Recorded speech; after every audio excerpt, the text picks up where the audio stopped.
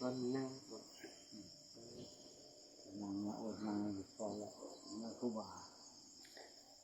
เป็นยังอยากกินเห็ดเพาะบ่เจ้าบ่ไปหาอยู่วัดผู้กระปีดเจ้าก็บ่ได้กินเห็ดเพาะโอ้ยเห็ดเพาะเห็ดยังออกอ้าวไปตอนฝนบ่ตกอันนี้ฝนตกมันก็มีแหละเจ้ามิตรลินโตหลงตัวเองเจ้าก็บ่แตกต่างกับแมงเม่านี่เห็นบ่ลุงหลางตอนบินมานี่เป็นพระเอกนี่แล้วก็ตอนกลับไปนี่ข้านเมื่อได้นี่ปีกมันหล่น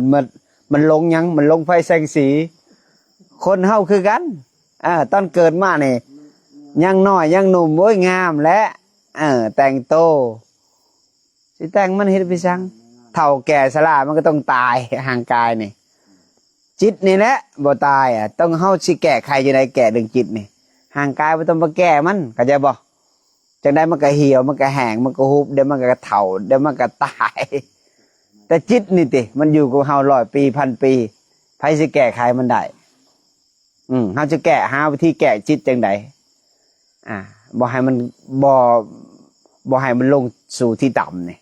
เฮาจะแก้จังไดเด้อไม่ออกมื้ออื่นนี่เฮาสิไปเอาพระพุทธรูปที่สั่งไว้พระศิวรี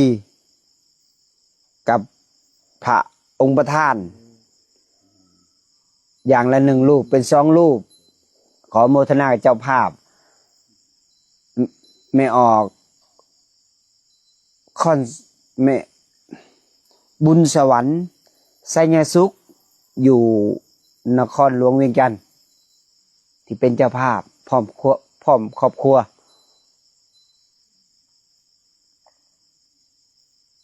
นี่ต้องโมทนาบุญนำมื้ออื่นก็ลุงหลังเจ้ารับผิดชอบเรื่องเฮ็ดหัวละหัวเด้อต้นไม้ขันยุ่งไม้ดูต้นมังมี่ต้นมังม่วงแล้วก็ต้นมะพร้าวเตี้ย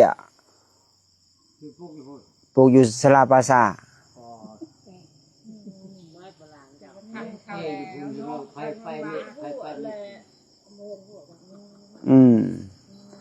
อ้าวที่สั่งศาลาปราสาทเป็นที่ผักสงอันเวลาเฮาตายไปคันเฮาเกิดเป็นเปรตเฮาก็จะได้นั่งเผาต้นมังม่วงเด้มันอยู่ห่มเด้อ้าวเจ้าฮู้จักแล้วบ่กำหนดตัวเองได้แล้วว่าจะลดจากพี่เปรตเจ้ายังอยากได้อยู่บ่ลุงหลางบ่ตอนนี้เจ้ายังอยากได้อยู่บ่ยังอยากรวยอยู่บ่กันพอเพียงไหนโอเคบ่เป็นเปรตไผยังอยากอยู่บ่ยังอยากรวยอยู่บ่ไม่ออก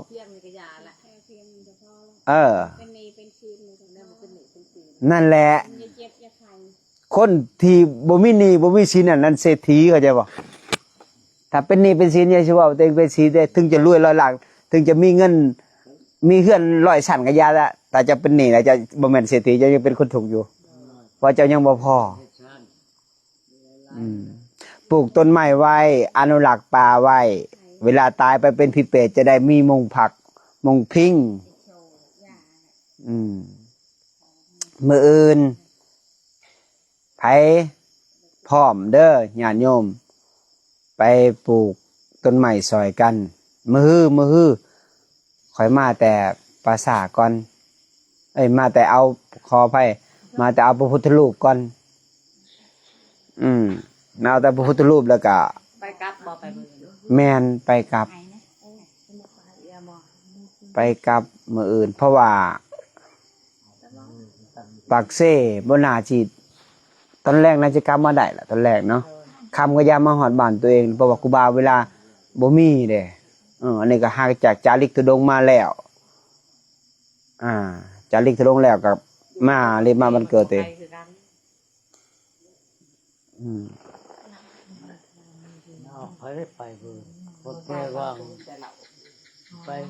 นี่แหละเฮ็ดศาลาตั้งใจฟังเด้ธรรมะได้ไลฟ์สดเด้ ตั้งศาลาแล้วลันถ้ำก็แล้วปูกะโหลอย่างดีทางงานจงกรมก็แล้วมงจุดศพก็แล้วยังบ่แล้วบัดนี้ยังพระพุทธรูปเสียไปใส่มื้ออื่นอันลุงลบต้นไม้อันนั้นหัวข่อยแล้วบอกว่าให้เจ้าเฮ็ดสีหัวน่ะ พวกเรามาฮะ ฮะ แล้วด้านเดียวเลยนะ อ้าว เอาเพิ่นยังพยายาม ปาโตพุ่นข่อยซื้อมามันเงินเป็นเท่าใดพุ่นน่ะเต็มไปหมดล่ะมื้ออื่นเอาไปเฮ็ดเด้อเจ้าเด้อ เฮ็ดยังแต่ชราชุ่มยังขึ้นไปที่ใหญ่ตัว อ้าว rồi không chọn một tay công dân phô tù tại một trận อย่าแล้วที่เฮาก็ปาดบ่เป็นหยังเวลาฝนตกสรรพสัตว์ก็เข้าไปส้นที่เขาได้ก็บ่เป็นหยังเนาะขี่ใส่เฮาก็ล้างเฮาเป็นคนนี่เฮาฮู้จักความนี่แม่นบ่สัตว์มันบ่ฮู้จักความแต่ว่ามันก็ฮักร่างกายทาสีกันหาคือกันกับเฮามันก็ต้องการความปลอดภัยกันกับเฮาแต่เฮาเด้ไปสี่โทษของมันว่ามันเป็นอาหารเฮาเข้าใจบ่เฮาเป็นมนุษย์แท้ๆเฮายังคิดแนวบ่ดีเลยนี่แหละเฮาแก้ไขตอนมีชีวิตอยู่นั่นแหละแก้ไขได้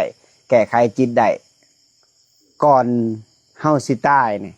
เฮาต้องแก้ไขจิตได้บ่แม่นไปแก้ไขร่างกายเห็นบ่ในโลกบัดนี้ข่อยต้องงามจังสั่นข่อยต้องงามจังสี่ข่อยต้องสวยจังสั่นข่อยต้องเลิศจังสี่บ่ให้มันเฒ่ามันเป็นไปบ่ได้ดอกมันของบ่เที่ยงของอนิจจังพอมันเฒ่าปุ๊บแล้วก็ทุกข์แล้วบัดนี้พี่มาแก้ไขจิตพี่ก่อนเฮาสิตายนี่เฮาเฮ็ดจังไดนี่เฮาเกิดมาหนุ่มสาวความงามมันบ่จีรังเฮาแก้ไขตลอดเลยสุดท้ายมาห่างกายแตกสลายแล้วเฮาสิไปไสบัดนี้ก่อนตายเฮาต้องเฮ็ดหยังไว้เฮาต้องมาสนทนากันเรื่องความตายเกิดมาเอาหยัง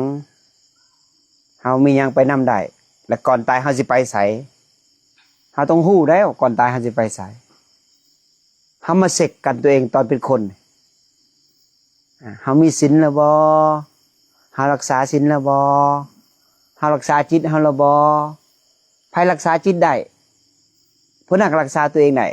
ก็รักษาผู้อื่นได้พร้อมรักษาจิตคือจังไดคือบ่ให้มันเว้าขวัญผู้อื่นบ่ให้ส่อเสียดผู้อื่นบ่ให้หายผู้อื่นบ่ให้เครียดผู้อื่นบ่ให้อาฆาตผู้อื่นเฮารักษาได้แล้วบ่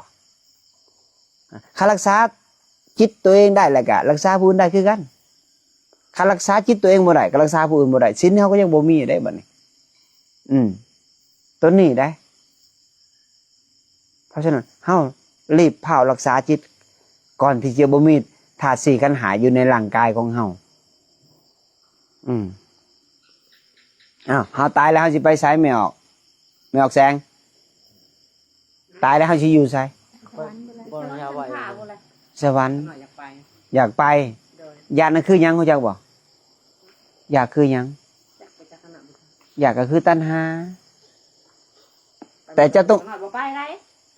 เราจะเป็นเพจ โอ้ยเดี๋ยวจะไป เจ้าบ่อยากไปเจ้าต้อ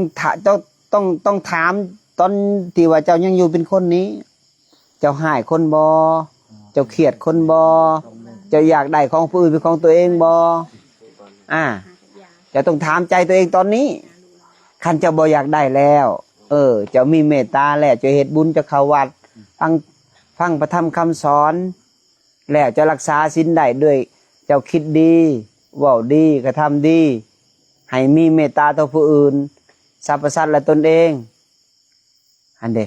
กตัญญูต่อพ่อต่อแม่เฮ็ดดีต่อพ่อต่อแม่ดูจะไปเทวดารักษาจิตรักษาใจตัวเองคันเฮาเฮ็ดสิ่งนี้บ่ได้เฮาต้องยอมรับกรรมสิ่งที่ได้เฮาเฮ็ดไว้เฮาแก้ไขได้ตอนที่เฮามีชีวิตอยู่ครูบาเป็นห่วงบ้านโยมพ่อโยมแม่บ้านตัวเองพี่น้องโอ้ยมืดมนคนตะการ บ่ได้ค่อยฟังธรรมะฟังแต่เพลงเต้นเต้นอ่อนคันเปิดเพลงแล้วโอ้ยมืออ่อนเล่งเถ่งเท่าจำได้กะหลังขดโกงจำได้ก็ยังเต้นอยู่นั่นแหละอย่างนั้นแหละเขาเมาเปิดเพลงคำว่าธรรมะปุ๊บฟังน้อยหนึงก็เอ็นซ้ายเอ็นขวาฟุดฟัดกับฟังธรรมะคือหยังรู้จักบ่ธรรมะคือความจริงไผว่าความจริงไผยอมรับความจริงได้ผู้นั้นน่ะประเสริฐยอมรับได้ยังไงยอมรับว่าโอ้ยร่างกายนี่ต้องแก่ได้ต้องเฒ่าได้ต้องแตกสลายได้ร่างกายนี่ต้องตายได้ต้องจูดต้องฝังได้แต่ก่อนเฮาสิให้มันร่างกายแตกสลายนี่เฮาต้องหามุงอยู่ก่อนเฮ็ดเฮือนก่อนเฮ็ดเฮือนให้จิตอยู่ก่อนเฮ็ดหยังคือสร้างหยังสร้างกุศลหลายๆสร้างกุศลคือหยังคือเฮ็ดหยังคือการรักษาศีลบำเพ็ญเพียรภาวนาเจริญเมตตาแต่ละมื้อเห็นบ่งัวควายหมูหมาเป็ดไก่มันตื่นขึ้นมาตอนบ่นอนมันก็หากินหาอยู่ก็ขี่กินแล้วก็ขี่แล้วก็นอนแล้วก็กินขี่แล้วก็สุดท้ายมันก็ต้องตายมันบ่ฮู้จักฟังธรรมะบ่ฮู้จักคุณงามความดีเลยมีแต่หากินอย่างเดียวเฮานี่เกิดมาสว่างแล้วเฮาต้องฮู้จักธรรมะธรรมะคือความจริงว่าเฮาต้องตายแต่เฮาบ่ฟังบ่ฮู้จักเรื่องนี้เฮาก็บ่แตกต่างกับมันเด้บ่ฮู้จักบาปบุญคุณโทษบ่ฮู้จักว่าเฮาสิเฮ็ดจังได๋จังซี่นะก่อนเฮาสิไปนี่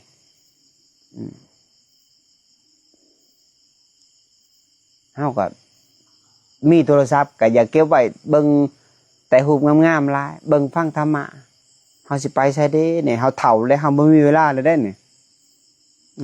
อายุ50แล้วค่อนแค้นแล้วเหลืออีกเท่าใด20บ่หรือ30บ่เฮาต้องรีบจำศีลหลายๆรักษาศีลหลายๆรักษาในบ้านเฮาก็ได้นะกราบหลวงพระพุทธพระธรรมพระสงฆ์เป็นสนะที่เพิ่งเขาหน่อยอันสูงสุดแล้วก็เบิ่งลมหายใจบ่ต้องเบิ่งหลายไม่ใหญ่คันเฮานั่งบ่ได้ก็จัก10นาทีมื้อนึง10นาทีตอนเช้า10นาทีตอนแลง10นาทีว่างๆตอนเพศนี่ก่อนเนาะอันนั้นก่อนสิชันเขาหรือยังก็แล้วแต่ถ้าเฮาว่างเฮาเบิ่งลมหายใจตัวเองแล้วก็เบิ่งความคิดโอ้มื้อนี้เฮาเสกเบิ่งมันคิดดีแล้วบ่โอ้มันเว้าดีแล้วบ่มันหายคนบ่เฮาไปคุมมันตัวนั้นถ้าคุมดุๆเนี่ยมันสิอ่อนจิตมันบ่แข็งกระด้างเด้เมื่อมันอ่อนแล้วมันไปมงอ่อนเด้เพราะมันน้อมถ่อมตนไปมงสวรรค์แน่นอนถ้ามันอ่อนถ้ามันแข็งมันบ่ยอมคนบ่เขาบอกมันคำนึงมันด่าขึ้นหาคำนี่ไปได้โทสะโมหะโลภะ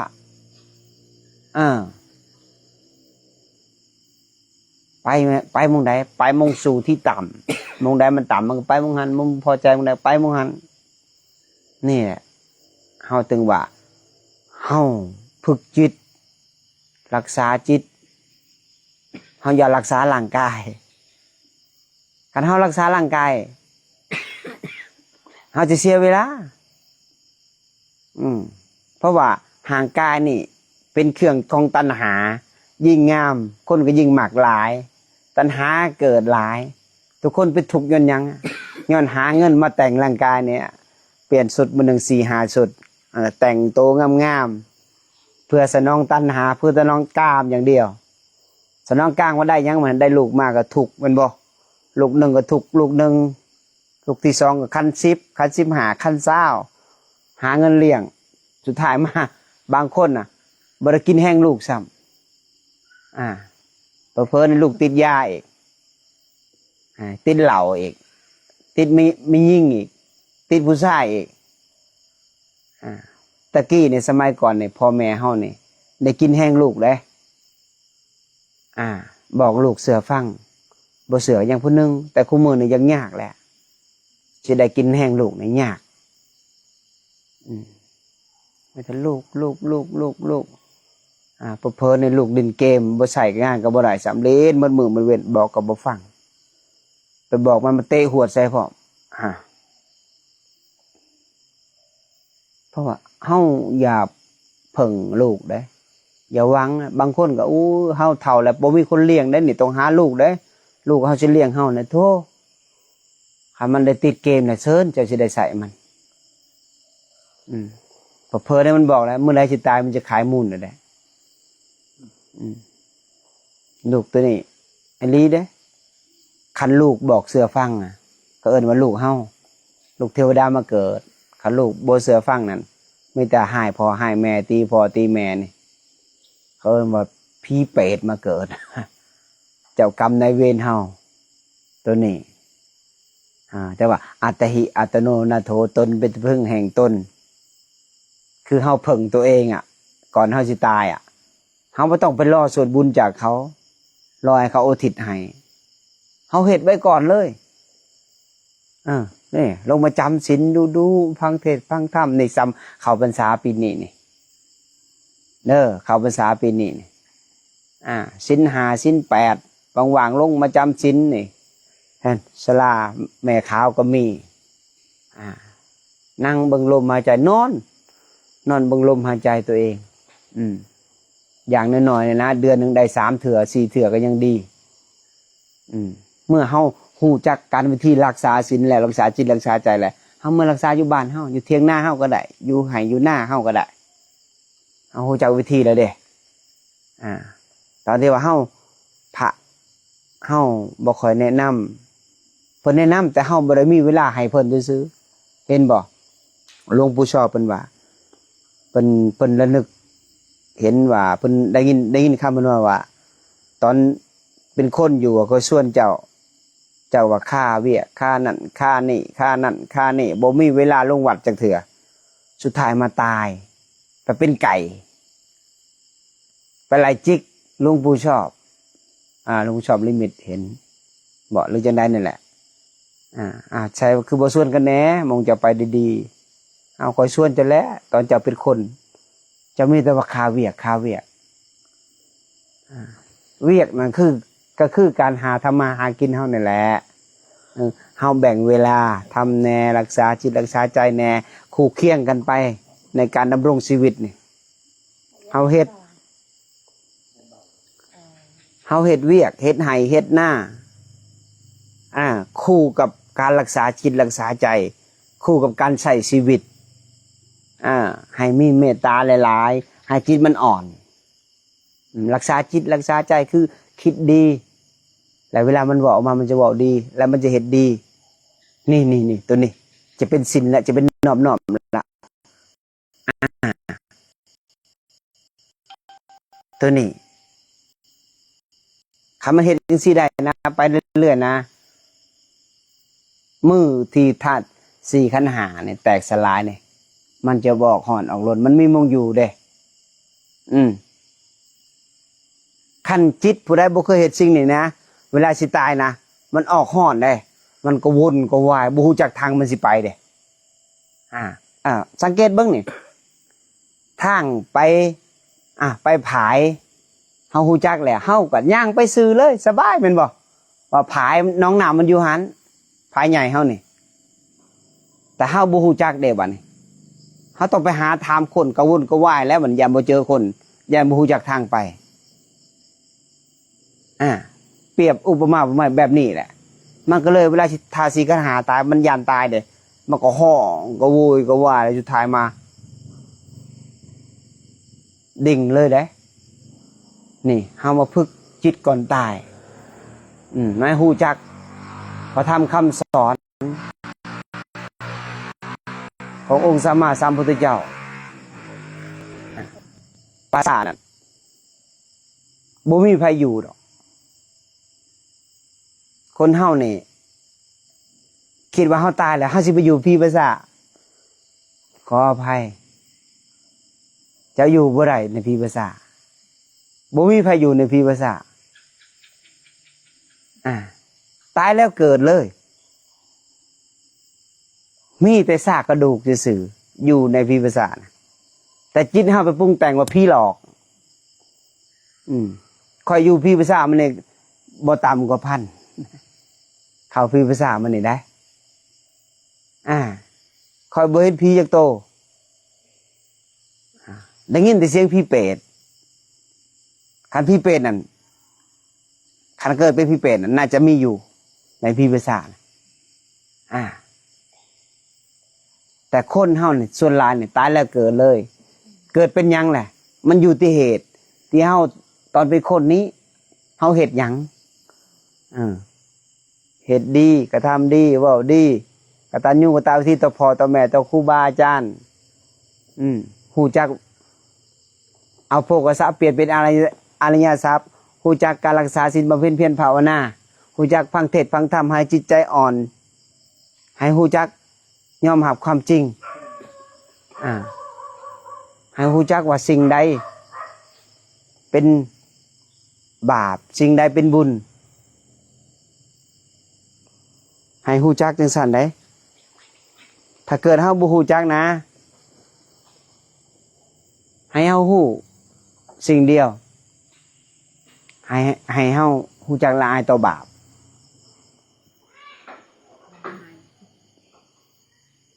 เปิดเลยลูกเสียบเลยบ่เป็นหยังเสียบเลยให้มันตายไปบ่เป็นหยังบ่เป็นหยัง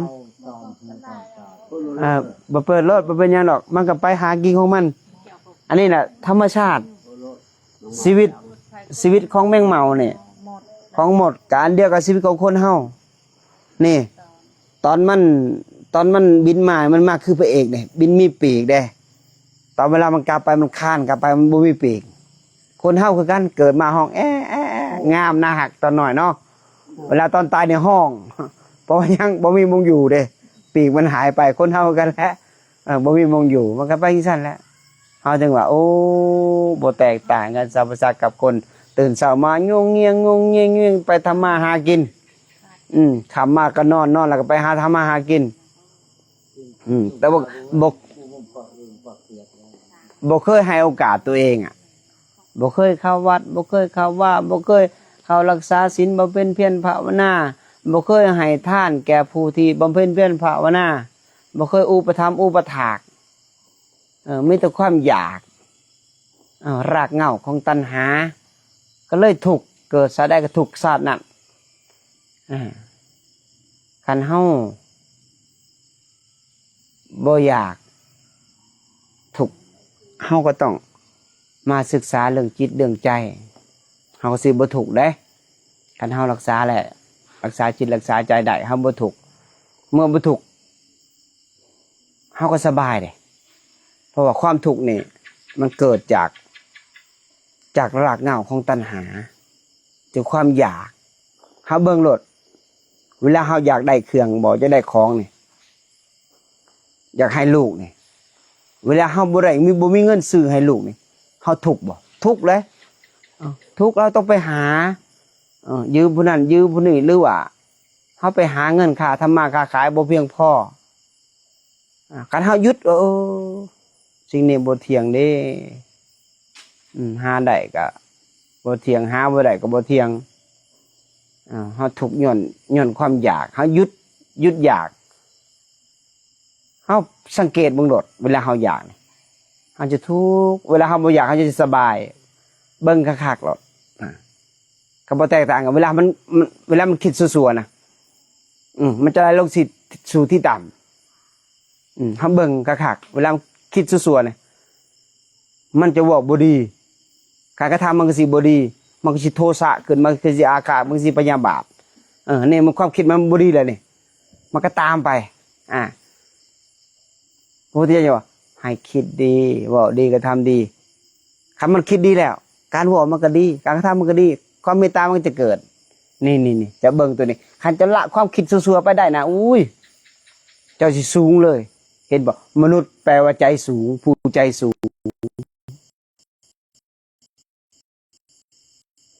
แต่คนเฮาคิดบ่ดีนี่ติมันก็ตายแต่บ่อยากตกนรกแต่บ่ยอมฝึกจิตตัวเองตัวนี้แหละบ่ย้อนหยังย้อนเฮาบ่มีโอกาสบ่เคยให้เวลาตัวเองเพราะฉะนั้นเฮาเหลือหน่อยเต็มที่แล้วเอาให้โอกาสตัวเองเด้อเนาะมืออื่นมาแต่เอาพระพุทธรูป จากปากเซ่แล้วสีหอดจากโมงยังบ่ฮู้เดี๋ยวให้ลุงลบกับลุงลางไปเฮ็ดละฮู้อยู่ปราสาทเด้อเฮ็ดติดกับหลังศาลาจะ2หัวแล้วข้างหลังแล้วก็เฮ็ดนั่นไว้เรียบแบบอยู่ไม่มะม่วงก็ไม่แตกขาเนาะแม่ไม่ดูเนาะไม่ดูเอาที่นั่นน่ะมาปลูกปิดยังไม่ได้ปลูกมาปลูกบ้านก่อนสิปลายต้นเดี๋ยวมื้อหน้ามาคันว่าหัวมันดีแล้วสิมาปลูกให้อีกเฮ็ดดีๆเรียนเชิญเจริญพรญาติโยมใครสิเป็นเจ้าภาพค่าน้ำมันเดินทางมื้ออื่นให้เช็ดหาเด้อค่าน้ำมันไปกลับเอาบุญนำกันบอกบุญเนาะบอกบุญบอกกุศลขออนุโมทนากับโยมบุญสวรรค์สื่อเพิ่นก็เอิ้นยากบุญสวรรค์แล้วก็ไสยวงศ์แม่นแหละเป็นเจ้าภาพพระพุทธรูป2องค์แล้วก็เจ้าภาพห้อยพระบาทเพิ่นเป็นเจ้าภาพเด้ห้อยพระบาทก็10เท่าใด10ปลายล้านพุ่นน่ะว่าอยู่ไสหยังฮะห้อยพุทธบาทว่าอยู่ไสอยู่ภูกระปีนั่นแหละอยู่เจดีย์นั่นแหละเอาขึ้นเลยเด้แม่นเลยอยู่ข้างนู้นว่าฮะพระพุทธรูปมาเมียนศาลาปราสาทนี่แหละมงเฮ็ดมงลั่นถ้ำมงครูบาพึ่งจิตนั่นแหละข้าเจ้าอยากบวชเขาก็บวชให้จากไปอยู่หันกับลุงหลบ2องค์เด้อเขาสิอุปถากเห็นบ่บวชบ่จะอยู่เอาไปสังเถ่าแหละจะได้เขาก็จีแหละจะอยู่เอาไปสังเจ้าจะถือตัวถือตนเห็ดหยังห่างกายนี่เดี๋ยวมันก็แตกสลายพึกจิตก่อนตายเขาต้องรู้ว่าเขาเกิดมาเอาหยังและก่อนเขาสิไปอยู่ใสก่อนตายนี่นี่ได้รับรองว่าการันตีครูบาการันตีให้1,000,000%ว่าเจ้าบ่ได้อยู่พิพากษาแน่นอนทุกคนบ่ได้อยู่ในพิพากษาทุกห่างกายเนี่ยเด้อให้จื้อไว้เด้อเพราะฉะนั้นขออนุโมทนากับญาติโยมญาติธรรมทั้ง4ทิศมื้อนี้วันศีลมื้ออื่นตักบาตรไผอยู่วัดใดใกล้บ้านใดมีวัดก็เข้าวัดนั่นเนาะจงสร้างอริยทรัพย์ตัวเองไว้หลายๆก่อนตายอันนี้คำเตือนถ้าไผมีสติปัญญาบุญหลายนั่นจะมีที่พึ่งที่อาศัยถ้าผู้ใดบ่ยอมเอาบุญให้ตัวเองบ่ให้โอกาสตัวเองรักษาศีลบ่เป็นเพียรภาวนาผู้นั้นก็ตกเป็นทาสของพญามารก็จะไปสู่ที่ต่ำมันพาตายพาเกิดพาตายพาเกิดอยู่นี่เกิดเป็นหยังตอนนั้นแหละมันอยู่ปัญหามันเกิดแน่นอน1,000,000%แต่จะสิเกิดเป็นหยังเป็นสัตว์นรกบ่เป็นเปรตบ่เป็นอสุรกายบ่เป็นสัตว์เนรชานบ่นี่เกิดแน่นอนแต่เป็นคนกับเทวดานี่2อย่างนี่จะต้องไปให้มันได้ก่อนตาย3กติข้างหลังยาวสู่ไปมันลำบากมันทุกข์มันยากไป2กติมนุษย์กับสวรรค์นี่จะต้องไปให้มันได้ในศาสตร์นี้ถ้าจะไปศาสตร์นี้บ่ได้มันจะลำบากเนาะเพราะฉะนั้นขอให้โยมมีสติปัญญากันให้โอกาสตัวเองโอกาสเป็นอริยทรัพย์เนาะเพราะฉะนั้นอาจจะหมดโอกาสขอให้ญาติโยมจงมีแต่ความสุขความเจริญมั่งมีสีสุขมื้อนี้ไล่สดหน่อยบ่ค่อยเมื่อยๆนะเดินทางเนาะขอให้ญาติโยมจงมีแต่ความสุขความเจริญมั่งมีสีสุขอย่าเจ็บอย่าจนทุกคนต้องเห็น